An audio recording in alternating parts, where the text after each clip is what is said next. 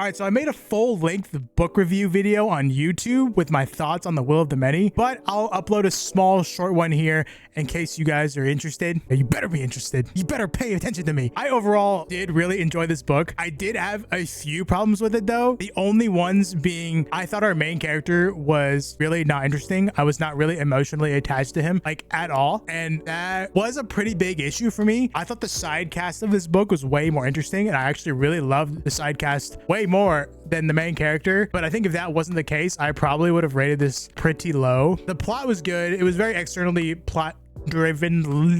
All the characters have really interesting hidden motives, and that is a big part of what drives the plot, and I really like characters having hidden motives, so that was a lot of fun. The magic system I had a small issue with because we go into it not knowing anything, and then we leave still not knowing anything. We get teased with how complex this magic system is, but then he doesn't really tell us anything about it, which I didn't enjoy.